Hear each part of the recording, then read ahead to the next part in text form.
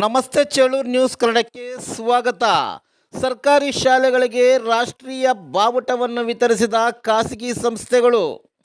ನೂತನ ತಾಲೂಕು ಚೇಳೂರು ಕೇಂದ್ರ ಭಾಗದಲ್ಲಿರುವ ಸರ್ಕಾರಿ ಮಾದರಿ ಹಿರಿಯ ಪ್ರಾಥಮಿಕ ಶಾಲೆ ಕೆಪಿಎಸ್ ಶಾಲೆಯಲ್ಲಿ ಕಿರಣ್ ಅಕಾಡೆಮಿ ಪ್ರೈವೇಟ್ ಲಿಮಿಟೆಡ್, ಕಲ್ಯಾಣ ನಗರ, ಬೆಂಗಳೂರು, ಮರಿಗೌಡ, ಚೇಳೂರು ಕಿಶೋರ್ ವಿದ್ಯಾಸಂಸ್ಥೆಯ ಸಂಸ್ಥಾಪಕರು ವಿ ರಾಮಚಂದ್ರ, ನಿವೃತ್ತ ದೈಹಿಕ ಶಿಕ್ಷಣ ಶಿಕ್ಷಕರು ಇವರ ಸಹಯೋಗದಲ್ಲಿ ಬಾಗೇಪಲ್ಲಿ ಹಾಗೂ ಚೇಳೂರು ತಾಲೂಕುಗಳಲ್ಲಿರುವ ಎಲ್ಲ ಸರ್ಕಾರಿ ಶಾಲೆಗಳಿಗೆ ಉಚಿತವಾಗಿ ರಾಷ್ಟ್ರೀಯ ಬಾವುಟಗಳನ್ನು ವಿತರಣೆ ಮಾಡಲಾಯಿತು. ಕಾರ್ಯಕ್ರಮ ದೀಪ ಬೆಳಗಿಸುವುದರ ಮೂಲಕ ಚಾಲನೆ ನೀಡಲಾಯಿತು. ಕಾರ್ಯಕ್ರಮ ಉದ್ದೇಶಿಸಿ ಮಾತನಾಡಿದ ವಿ ರಾಮಚಂದ್ರರವರು ರಾಷ್ಟ್ರಧ್ವಜ ಹೇಗೆ ಕಟ್ಟಬೇಕು ಮತ್ತು ಹೇಗೆ ಇಳಿಸಬೇಕು ಎಂಬುದರ ಬಗ್ಗೆ ಸವಿಸ್ತಾರವಾಗಿ ತಿಳಿಸಿದರು.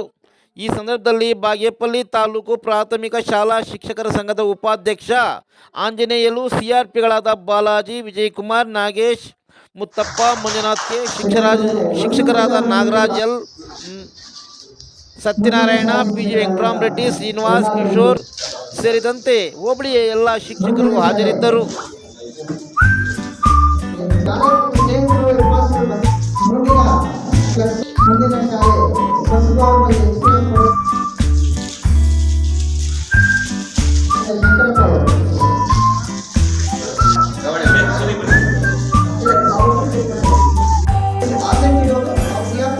ಜಗನ್ನಾಥಪಲ್ಲಿ